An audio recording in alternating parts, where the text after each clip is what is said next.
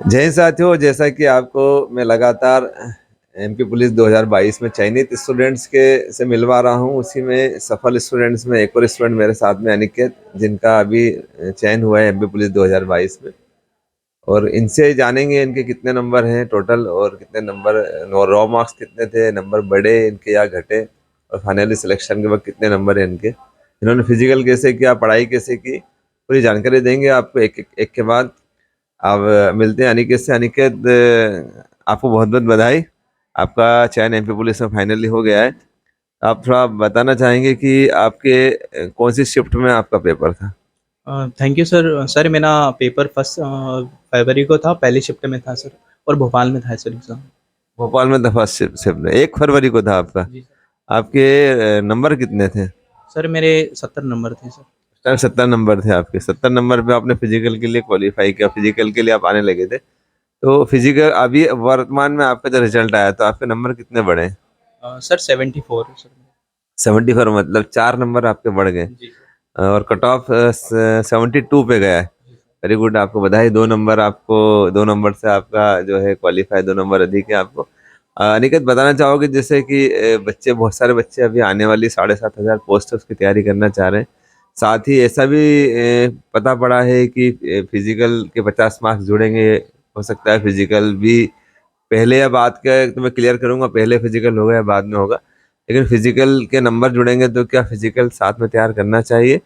और आपने किस तरह तैयारी की, और कौन कौन सी एग्जाम अभी आपकी तैयारी चल रही है उनकी? सर अगर मैं पहले रिटन की बात करूं जैसे एग्ज़ाम की, तो सबसे पहले तो अपना आप सिलेबस कवर कीजिए कि आप जिस भी एग्ज़ाम की तैयारी कर रहे हैं, पहले उसका सिलेबस निकालिए, उसको पढ़िए और उसमें जो जो टॉपिक दे रखे हैं उसको अच्छे से कवर कीजिए। उसके बाद मॉक मॉक टेस्ट लगाइए, चाहे कोई सा भी आप कहीं से भी लगा सकते हैं, टेक्स्ट बुक हो गया या फिर बायजूस हो गया, कहीं से भी आप मॉक टेस्ट लगाएँ, वहाँ पर अपना स्कोर जितना आप अच्छा कर सकते हो उतना करें। उसके बाद एग्ज़ाम के साथ-साथ आपको अगर फिज़िकल है तो उसका भी फिज़िकल आपको कम से कम इसके साथ में करना चाहिए, क्योंकि 50% अगर फिज़िकल है तो आपका फिज़िकल्स बहुत अच्छा होना चाहिए। जैसा कि मैं आपको जानता हूँ, आपका फिजिकल, जैसे आपने फिजिकल स्टार्ट किया था, स्टार्ट से ही पहले वीक से आपका फिजिकल बहुत अच्छा था, बहुत अच्छा फिजिकल, मतलब 800 मीटर रनिंग क्वालिफाई कर रहे थे, लंबी कूद अच्छी थी, गोला फेंक अच्छा था। तो आपने पढ़ाई के साथ साथ फिजिकल भी मेंटेन किया था, या एकदम आप नेचुरली थे और आपने फिजिकल किया और आपका होने लगा? नहीं सर, मेरा क्या है सर, मैंने 2019 से प्रैक्टिस स्टार्ट की थी, अपनी जर्नी स्टार्ट की थी कॉम्पिटिटिव की। तो सर मेरा 2019 में सर एसएससी सीपीओ निकला था सर। तो मैंने उसकी तैयारी की सर, लेकिन उसमें मैं हाइट में बाहर हो गया सर। उसके बाद फिर सर जो जिसके बाद दिल्ली पुलिस भी आई थी, उसके बाद फिर ये अपना एमपी कांस्टेबल आया था।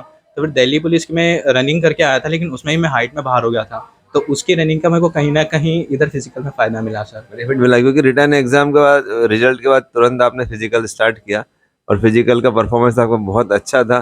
तो कहीं ना कहीं जैसे अवनिकेत ने दिल्ली पुलिस और सीपीओ की तैयारी के लिए जो भी तैयारी हल्की फुल्की की होगी, उसका बेस इनके पास में था, कुछ ना कुछ नेचुरली इनकी मांसपेशियां तैयार हो चुकी थी, ज्वाइंट तैयार हो चुके थे, जिससे जैसे स्टार्ट किया तो इनको बिल्कुल कठिनाई नहीं, और फिजिकल बहुत आसानी से पास किया। अभी वर्तमान में आप कौन कौन सी एग्जाम की तैयारी कर रहे हैं, और कौन कौन से एग्जाम देना बाकी है?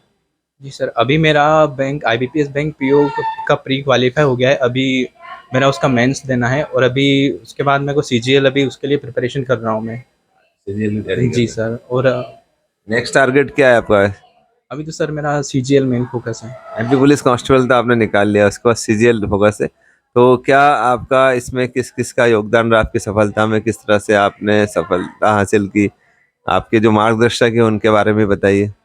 सबसे पहले तो सर आपका भी बहुत-बहुत धन्यवाद, क्योंकि आपने मेरे को बहुत गाइड किया, चाहे वो रिटर्न हो या फिर फिज़िकल हो। फिज़िकल में भी आपने बहुत अच्छे से गाइड किया। जितना मैं अच्छा परफ़ॉर्म कर सकता था उसमें भी आपने कुछ मेरा बहुत अच्छे से कुछ अपना अनुभव शेयर किया, उससे मेरा और परफ़ॉर्मेंस बहुत अच्छे से निखर के आया। उसके बाद मैं अपने भाइयों का भी बहुत थैंक यू करना चाहूँगा, क्योंकि उन्होंने भी मुझे मतलब मैं एक टाइम ऐसा था जब मुझसे कोई क्वेश्चन बनता नहीं था, लेकिन मैंने अपने भाइयों की बात सुनी। उन्होंने मुझे जैसे-जैसे गाइड किया कि आप यहाँ से पढ़ लो, वहाँ से पढ़ो, ऐसे इस तरीके से प्रैक्टिस करो, तो मैंने उनका मार्गदर्शन अपनाया, सर का मार्गदर्शन अपनाया और उसकी वजह से ही मैं एग्ज़ाम में अच्छा परफ़ॉर्म कर पाया और सीपीओ, दिल्ली पुलिस और आईबीपीएस बैंकिंग और सीजीएल और एमटीएस और आदि एग्ज़ाम में क्वालीफ़ाई कर पाया क्वालिफाई हूँ। किया। आपने फाइनली सिलेक्शन ले लिया है। आप कहीं उज्जैन शहर के लोकल के रहने वाले या आसपास गांव के सर मैं उज्जैन से 20 किलोमीटर दूर के लावदा गांव से रहने वाला हूँ। रहने वाले? जैसा कि अभी आपने बताया कि आपकी एक नेक्स्ट एग्जाम की तैयारी चल रही, कितने घंटे लगभग पढ़ाई कर रहे हैं आप? सर मेरा सुबह लगभग 8 सवा 8 से तो रात को 8 9 बजे तक लाइब्रेरी में हो जाता है सर। मतलब 12-14 घंटे आप लगातार पढ़ाई कर रहे हैं। देखिए, सफलता इतनी आसान नहीं होती। अनिकेत आपके सामने यदि यहाँ पर आज फाइनली सिलेक्शन लेके बैठा है तो कोई तुक्के में नहीं सिलेक्ट हुआ है। अधिकतर बच्चे क्या करते हैं, वैकेंसी आती है उसके बाद तैयारी स्टार्ट करते हैं। 2019 से लगातार लगातार मेहनत करने वालों को सफलता मिलती है। 2019 से अनिकेत ने लगातार मेहनत की, एग्जाम देता गया, अपने हौसले बिल्कुल उसने पस्त नहीं होने दिए, लगातार मेहनत करता रहा और 2022 में एमपी पुलिस कांस्टेबल की वैकेंसी में से कांस्टेबल का पद लेना कोई आसान काम नहीं होता है, क्योंकि इसका सिलेबस आपको पता है।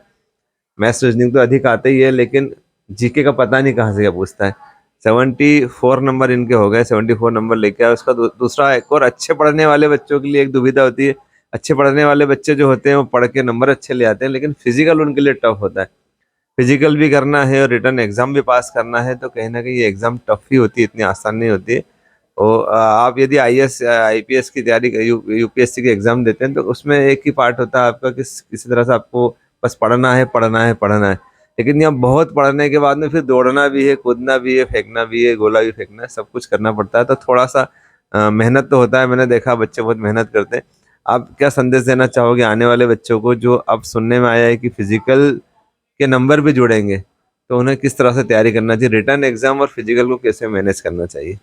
मैं आने वाले सभी से यही कहना चाहूँगा कि एग्ज़ाम के साथ साथ अपना फिजिकल स्टैंडर्ड भी लेके चले, क्योंकि दोनों का 50-50% वेटेज है। अब जिसमें अगर एक में आपने भले ए प्लस परफॉर्मेंस दे दिया, लेकिन दूसरे में आपने अगर अच्छा नहीं किया तो आप डिस्क्वालीफाई वैसे ही हो जाओगे। इसलिए आप जितना पढ़ाई को अहमियत दे रहे हैं उतना फिजिकल को दें, और जितना फिजिकल दे रहे हैं उतना ही पढ़ाई को अहमियत दें। और साथ ही साथ अपने खाने पीने का ध्यान रखें, अपने शरीर का ध्यान रखें, और प्रैक्टिस, आप पढ़ाई की भी प्रैक्टिस जारी रखें और ग्राउंड पर भी फिजिकल की प्रैक्टिस जारी रखें।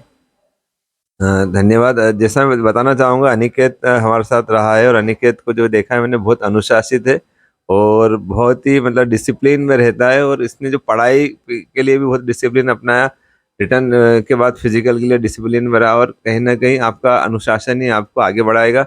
खाने का, पीने का, सोने का, पढ़ाई का, हर चीज़ का डिसिप्लिन रखेंगे तो ही सफल हो पाएंगे। अनिकेत, आपको बहुत बधाई, आपके परिवार को बहुत बहुत बधाई, आपके भाइयों को बधाई, आपके भैया का बधाई जिनका आपको विशेष मार्गदर्शन मिला है। बहुत बहुत धन्यवाद, आप यहाँ पर आए। मिलते हैं नेक्स्ट वीडियो में। जय हिंद।